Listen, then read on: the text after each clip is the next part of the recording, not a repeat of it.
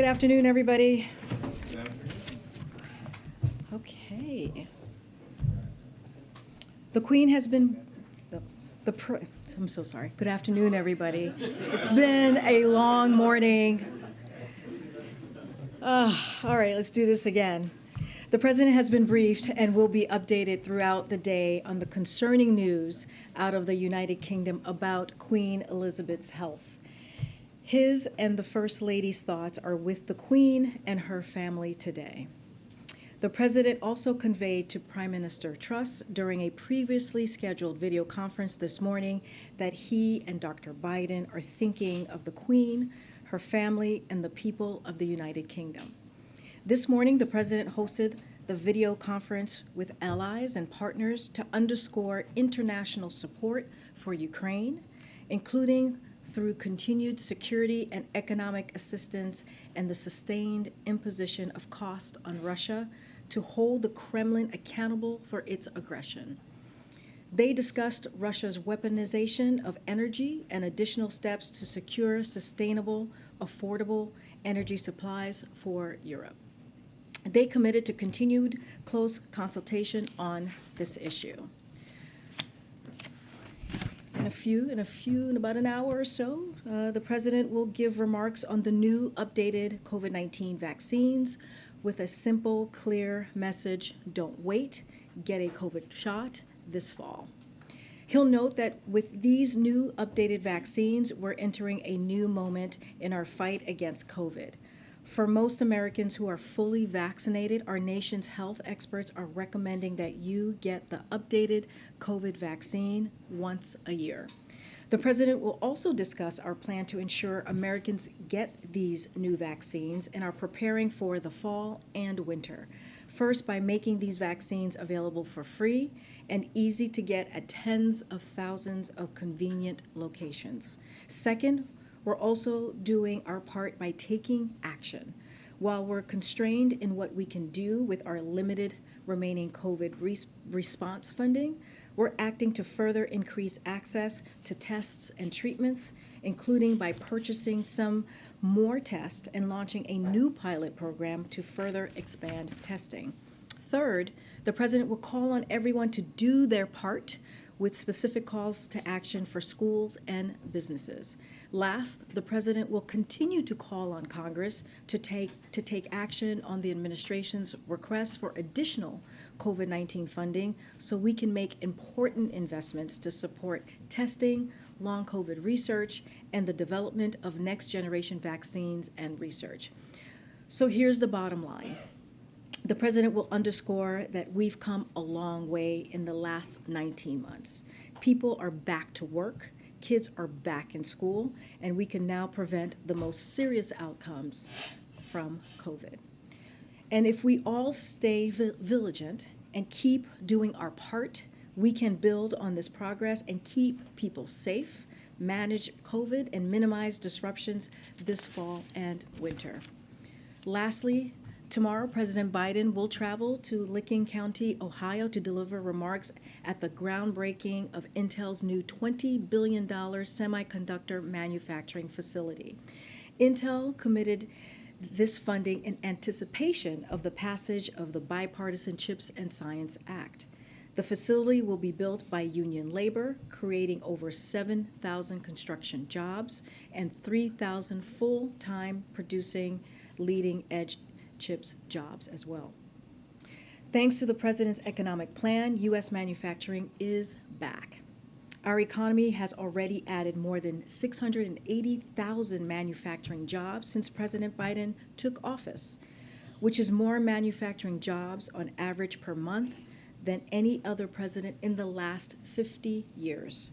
Just in the last few weeks, Micron announced it will invest $15 billion in a new memory chip manufacturing facility in Boise, Idaho, creating 17,000 jobs. Global Foundries and Qualcomm are partnering to invest $4.2 billion to manufacture our chips in upstate New York facility. Major global companies like Toyota and Honda are choosing America as the place to invest and build. When we make more in America, we strengthen our supply chains, bolster our economic and national security, and lower costs for Americans. The CHIPS and Science Act is a once-in-a-generation law that invests in America itself, and it's a law that American people should be proud of. With that, go ahead, Amr. Good to see you. Good to see you too. Does the White House support putting Senator Manchin's permitting reform measure in the continuing resolution needed to fund the government? Say that one more time. Sure. Does the White House support putting Senator Manchin's permitting reform measure into the CR? So we support the permitting reform bill, which will help us realize the benefits of the historic investments in the Inflation Reduction Act and the bipartisan infrastructure law as well. We want to see it enacted. We are working with Senator Schumer and Senator Manchin to find the best path forward. We think it's important to meet the country's clean energy goals and to reduce costs and to promote energy security. Permitting always delays a new solar and new wind projects are among the longest in our country. So right now, as you all know, we've seen gas prices moving downward at a record pace, in fastest pace in our history. The point of this legislation is to help ensure a long-term clean energy supply for this country, and so we're going to continue to work with Senator Schumer on this. With the permitting reform, the White House believes it could have an effect on the downward trend with gas prices. So again, we've done the work to see the prices of gas at the pump go down every day this summer, consecutive days, 86 days. It's at $3.75 per gallon nationally. And so we've done the work to do that. What we see this will help us do is ensure long-term clean energy supply for this country. And so this is a reason why we think this is important. And just lastly on that, is there any concern, there's obviously differences amongst Democrats on this, that this could sink a CR and lead to a government shutdown? Meaning this particular issue. The way that we see this is not the first time that we're going through a process, a CR process. We did it last year, and we believe that it can happen again, that the Congress can move forward and get the CR done. Okay. Thank you. You've been referring to this new shot as the updated COVID-19 vaccine. Can you explain a little bit more the decision to no longer be calling it just a booster? Well, we have to remember, we haven't seen a new vaccine since December 2020. Our health and medical experts made an independent determination that we now have new updated vaccine, as you just said, to fight COVID. It is the first time that we have seen this type of updated vaccine, like I said, since December of 2020.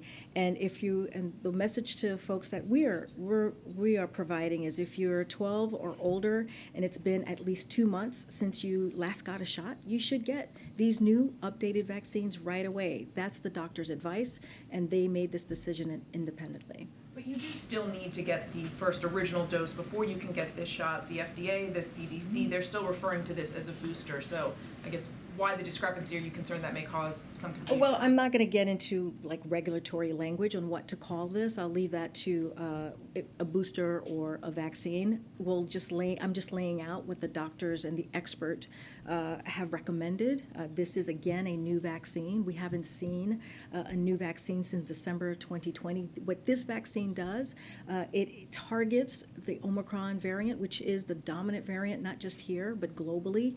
And this is good news. This is a step forward, and we're going to hear more from the president about this. But we think this is, again, a good step forward. We are in a place where COVID is now manageable. We know what works. We know what keeps us safe. What keeps us from not getting sick is by getting vaccinated. And right now, if you think about it, there's more than 200 million Americans who are currently fully vaccinated. That's 77% of the population who are 12 and older. And so that's an important way forward that the president has worked very hard since stepping into the administration to make sure that we had a comprehensive vaccine, getting shots into arms operation, and this is part of that. And just a logistical question. You mentioned the president being briefed on the Queen's health. If she were to pass, should we expect the president would travel to any service? Well, we think it's inappropriate to actually be talking about that at this time, so I don't have anything to share on travel. Again, as I stated, the people of UK and the family, the Queen's family, are in the hearts of the President and Dr. Biden, so I'll leave it there. Thank you, Karine. Has the White House specifically inquired about the Queen's health this morning? And when was the last time President Biden actually spoke to the Queen? Was it at the G7 in Cornwall, or have they had conversations after that? So they last met during the President's visit to the United Kingdom in June 2021 in Cornwall, as you just stated, when she welcomed the President and the First Lady to Windsor Castle. A few days before that, she also hosted the President and another G7 leaders at a reception in Cornwall, which is what you just stated. Yeah, that was the last time that they saw each other. Specifically inquired about her health, or has I can tell you that the President has been briefed. I don't have any calls to preview at this time, but he has been briefed on this situation. And a quick one on the tech meeting. We saw the readout that landed a few minutes ago. The White House held a listening session with senior administration officials on the harms caused by big tech. And we are sort of just trying to understand, why tech companies were not invited to participate in such a session, and, why did you decide to have such a meeting now? So, look, this is, as you know, the largest tech meeting convening that we have had at the White House since we have started in the last 19 months. Just a couple of things I want to say about this, because it's really important. These principles are the culmination of months of work by the administration and engagement with numerous stakeholders.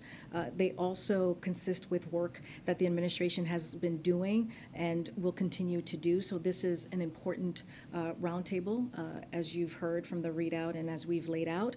Look, we're looking forward to hearing any feedback from the tech companies, and I'll just leave it at that. Any plans to specifically act on the recommendations that came up? I don't have anything specific to add. Look, again, the roundtable is the largest discussion about the harms of tech companies, as you just started in your question, held at the White House. The President has long called for fundamental legislative reforms to address these issues, and we look forward to continuing that work with Congress to make bipartisan progress on these issues. Again, the President also encourages federal agencies to use the tools they have to continue advancing these principles throughout their work as well. And we welcome any feedback from the tech companies. When the President conveyed his thoughts to Prime Minister Truss, did she offer any update on the Queen's condition or the Queen's health based on what she knows? I don't have anything more to share from what I just stated about him having a conversation or speaking to her briefly during this call this morning. Did the President express any concerns over the Queen's health after meeting with her as he did last summer? Concerns meaning? Concerns about her health and how she was doing? That is not information that I have.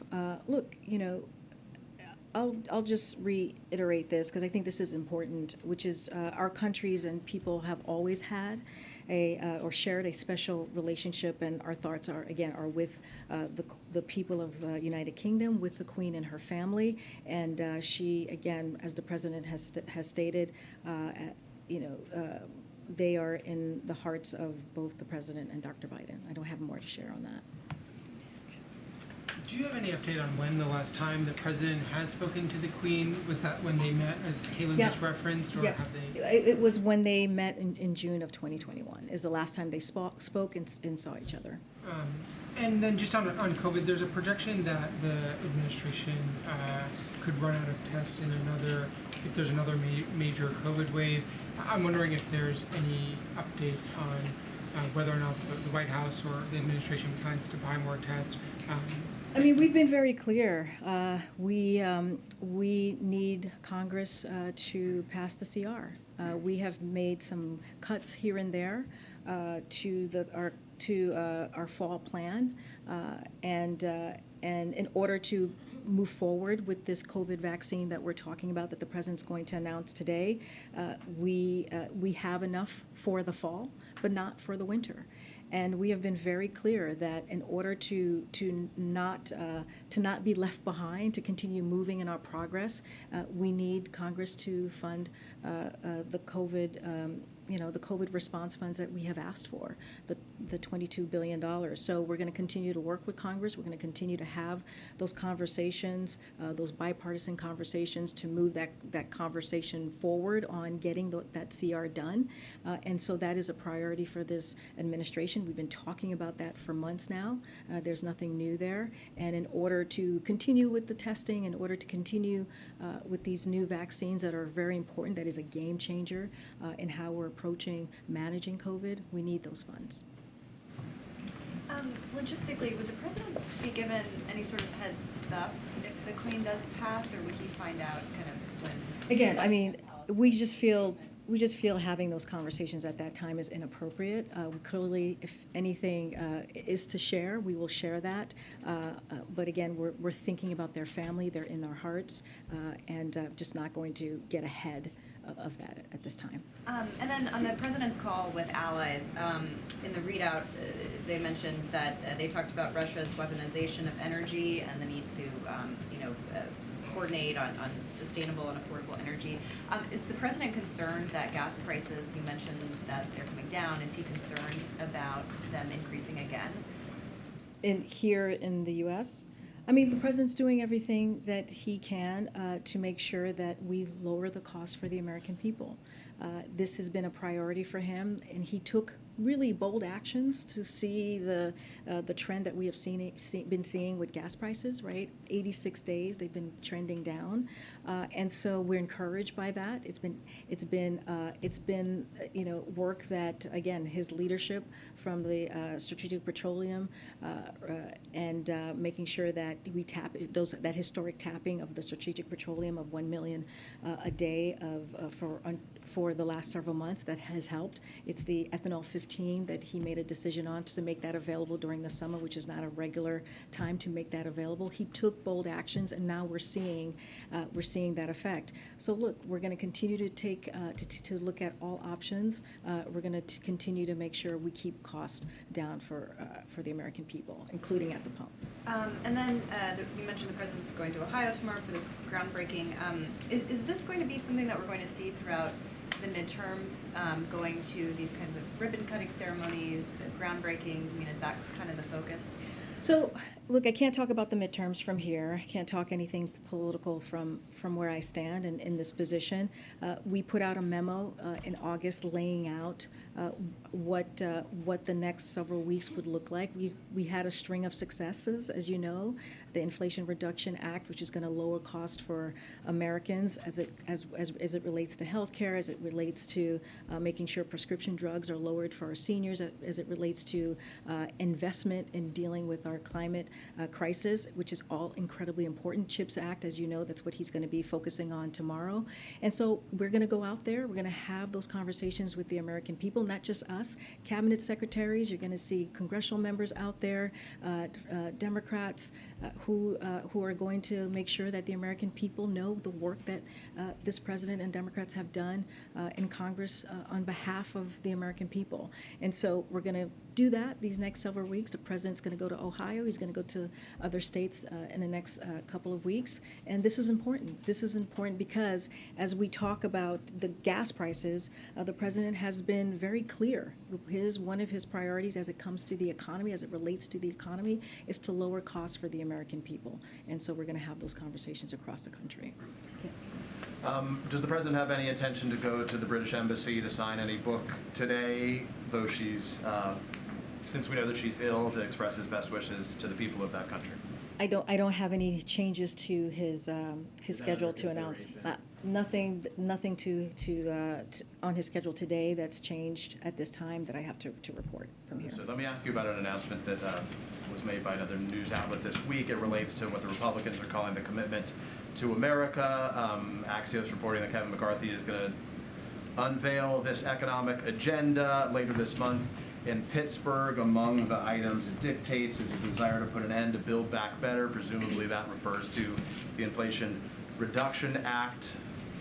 What's the president's view on that, given it's being celebrated by Democrats as one of his signature achievements? Look, It says everything that one of the first acts that Kevin McCarthy does, his first act when it deals with the economy and dealing with how do we give a little breathing room to the American people, is wanting to get rid of the Inflation Reduction Act, which we know the Inflation Reduction Act is going to help lower costs for our seniors. It is a big win for the American people when you think about beating Big Pharma, something that Democrats and congressional members have been trying to do for decades, beating a special interest group that has spent hundreds of millions of dollars trying to make sure that we do not do that, lower cost for our seniors, and also make a real effort in energy costs and climate change, lowering those costs as well. So the fact that that's the thing, that's what Kevin McCarthy wants to do, tells you everything that you know, that we need to know, that they are all for tax giveaways, and it's a clear message that they are sending to the American people. And let's not forget, Medicare is popular with the American people. What we're trying to do is popular with the American people. Protecting Social Security, which is something they have put on the chopping blocks as well. That is very popular with the American people. So I think it says all that we need to know about Kevin McCarthy's agenda and how it does not stand for the American people. Last question very quickly. President Obama on his last visit to the White House turned to reporters and delivered his message to Democrats on what he thought they needed to do ahead of the midterms. There were no comments from him publicly to the reporters that were in the room. What did he tell the president yesterday about what he thinks needs to be done for Democrats given this uphill climb they still face, even though the polls show it's increasingly close midterm ahead? What did he say to the president needs to be done to help sort of turn that tide?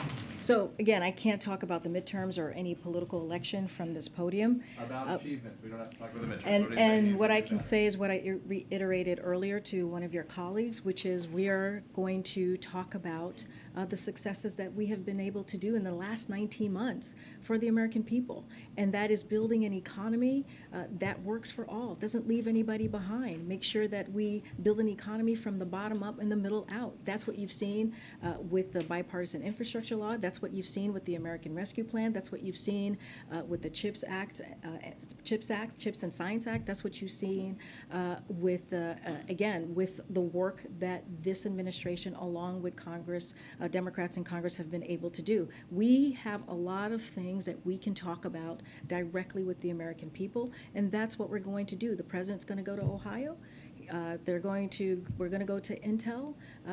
Intel made this investment, a manufacturing jobs investment, because of the CHIPS and Science Act, because of the commitment that we're making to manufacturing jobs.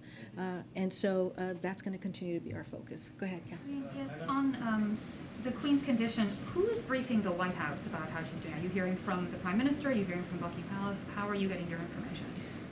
Look, I'm not going to go into details or even private conversation that the president has had on the updates that he's getting on the Queen. All I can say is that he's been briefed, and he has been very clear on the message through all of you, sharing with all of you the message that he has to the Queen, her family, and also the people of the United Kingdom.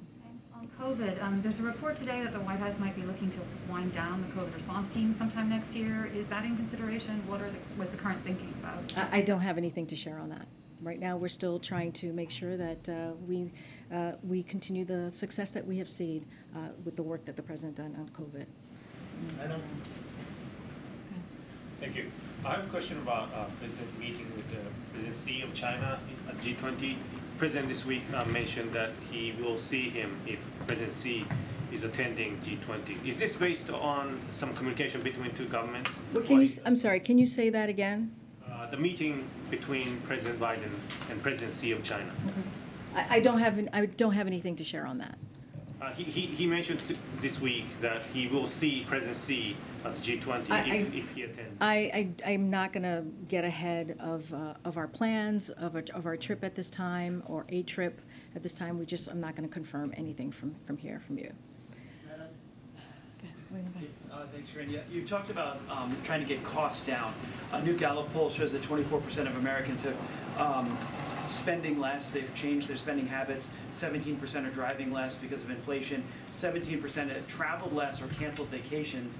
The president's been to his beach house 6 times. He went on vacation in North and South Carolina. Is he considering any spending cuts for the administration or for himself personally because of inflation? Wait, can you say that part again? Yeah, so the president is, 17% of Americans have, according to this Gallup poll, have canceled vacations or traveled less. The president's been to his beach house 6 times this year. He's been in North and South Carolina on vacation. Has the president himself considered personally reducing his spending because of inflation, or have the administration reduced spending? So I'll say this. The times that the president has gone to Delaware, not including, and we were very clear that when he went to South Carolina in August and Rehoboth, he was going to go spend time with his family, which every president does. That is not unusual. That is not uncommon to do. And the president has a right to spend time with his family, just like every other American across the country. And so that was that piece of what occurred in August. As it relates to trips that he's made to Delaware, look, the way we see that is the president could be president anywhere. He can work from the residence. He can work from the Oval Office. He can work from Delaware, and that is the work. That is what he's able to do as president of the United States. Look, when it comes to inflation, the president has been very clear on this. When it comes to his economic plan and dealing with inflation, he's doing everything that he can to make sure that we lower costs. That's why the gas price is going down the last 86 days is a step forward. Bringing it down under $4, average of $3.75, is a step forward, because the decline that we have seen is indeed historic. We haven't seen that decline in over a decade. That is why it's so important that we pass the Inflation Reduction Act. That is going to change people's lives. It is a game changer. If you think about senior citizens who are paying thousands of dollars a month, $2,000 to $3,000 a month on prescription drugs. Now it's going to be capped at $2,000 a year. Those are the things that's actually very popular with the American people. And guess what? Republicans didn't vote for that, and Republicans didn't support that. Matter of fact, Republicans, what they have put forward is putting Medicare and Social Security on the chopping blocks. And so the president's going to continue to be zero focus on lowering costs for the American people, and that's what you've seen. I'm going to move on. We actually have about 10 minutes left. Go ahead. Can I actually piggyback though, Yep. Karine, on that? Just to confirm though, are there any spending plan cuts, either personally that the president is planning to make or the White House? Because, as my colleague mentioned, Americans are making some of those cuts, and I just wanted to get a clarity. We understand, and we have been very clear, and the president has said this, that we understand what the American people are going through. And I want to be I want to be very clear that we understand that there are American people who are still dealing with high cost, and we understand that they have those difficult conversations around the kitchen table about how they're going to spend their paycheck. But we also have to understand is what the president has been able to do with the economy, and we get it. There's still more work to do. With the American Rescue Plan, with the bipartisan infrastructure legislation, with the Inflation Reduction Act, with CHIPS, are all part of a plan to make sure we don't leave anybody behind. We bring down cost. He's created more than 10 million jobs since he's walked into office. We're going to talk about COVID. If it wasn't for the comprehensive plan that the president had put forward with COVID, we wouldn't be in the position that we are right now, with more than 200 million people who are fully vaccinated. I don't have anything else to share on that.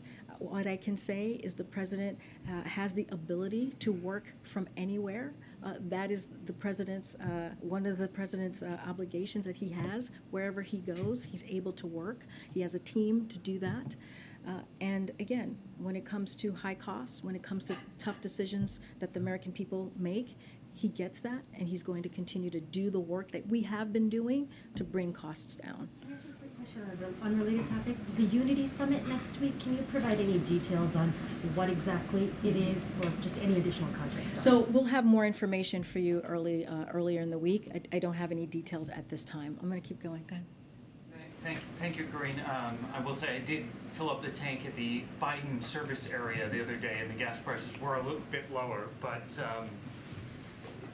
regarding next week, the president is going to Detroit to the auto show. Secretary Yellen's got a speech at a Ford plant, and I think about a half an hour from now. Is there anything you can preview about the president's trip to Detroit yet, or anything further on what Secretary Yellen is doing? So as to what Secretary Yellen is doing, I would refer you to the Department of Treasury. I'll give you a little bit on next week, the Detroit visit. President Biden's economic plan has fueled an electric vehicle manufacturing boom in America, and you can expect him to talk about that and more in Detroit.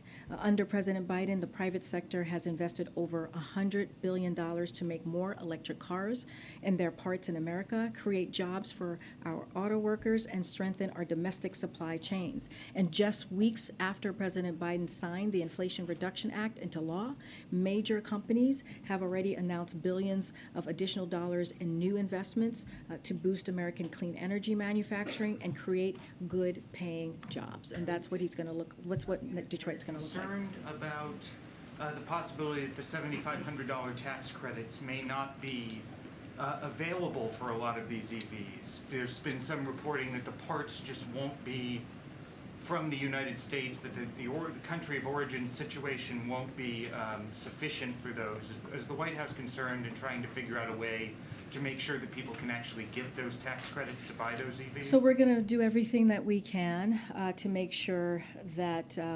that part of the Inflation Reduction Act, as it comes to the climate change, is implemented in a way that the American people sees that direct effect. It is a priority for us. We just announced John Podesta, who's going to be leading that effort, as we have done with the American Rescue Plan, as we have done with the bipartisan infrastructure legislation.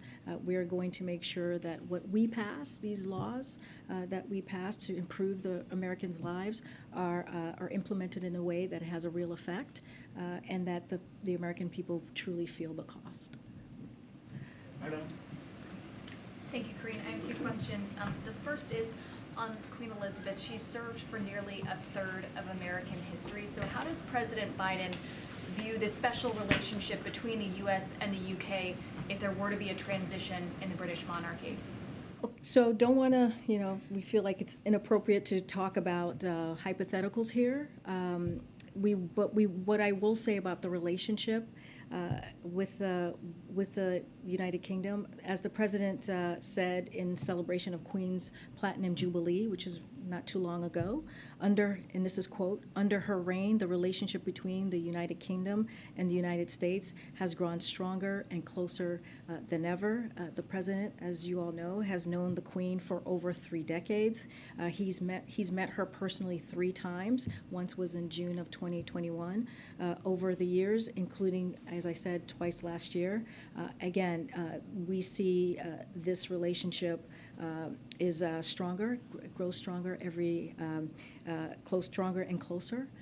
And again, our hearts, the president's, as he said, our thoughts and our hearts are with the Queen, her family, and also the people of the United Kingdom. Met 3 times, as you just indicated, and I'm wondering if you have anything to add about what the president has shared on the Queen's views of the U.S. and the world as it stands right now. I'm not going to get into private conversations that they have had. I can tell you again, they've met at least 3. They've met 3 times in the past few decades. And again, I don't want to get ahead of anything here. We think it's inappropriate to talk about any travel or any thoughts on that. But again, we've made it very clear that they are in our hearts, they are in our thoughts, and that's where we are today with this. We'll have more. Clarification on the technology meeting that took place today. How did the White House select Mozilla and Sonos to represent the views more broadly of the entire industry? Look, I think the way that we see what is the roundtable today, it is, again, the largest roundtable that we have seen from this administration to deal with tech. And we think it's an important conversation to be had. Again, we look forward to hear the feedback from tech companies on what they think about what we're working through and moving forward. But again, I'm not going to get ahead of that process. But we think it's an important. This is this is the actions that the president has taken on tech, and the conversations that we've had has been a priority for this president. And we're just, I think what you should take out from today, or take away from today, is that, the president's going to and has long called for fundamental legislative reforms to address real issues. And so we're going to continue to do that. Adam? Thanks, Karine. Why do you guys keep saying the Inflation Reduction Act is reducing prices? Because in the Inflation Reduction Act, when you look at Medicare, when you look at what it's going to be able to provide, allow Medicare to negotiate lowering cost for seniors, that is reducing costs. When you think about seniors who are paying, again, I just stated this, $2,000, $3,000 a month, and it's going to now cap that at $2,000 a year, that is lowering costs. But a majority of Americans now say that price increases are causing them financial hardship that is more than at the start of the year. So where's the inflation reduction for everything else? So here's the thing, the Inflation Reduction Act. Okay, all right, well, okay, so that's been confirmed? Okay, the royal family. So, as I said earlier, our hearts and our thoughts go to the family members of the Queen, goes to the people of United Kingdom. I don't want to get ahead of what the president is going to say. I want him to, from you all, to hear from him first, and so I don't want to get ahead of that. And I said this earlier, our relationship with the people of the United Kingdom, and this is something that the president has said himself, has grown stronger and stronger. It is the United Kingdom is one of our closest allies. And again, our hearts go to the people of the United Kingdom, to the Queen, and to her family. I'm just not going to get ahead of the president. And with that, I'll see you guys on Monday. Thank you. Thank you, guys.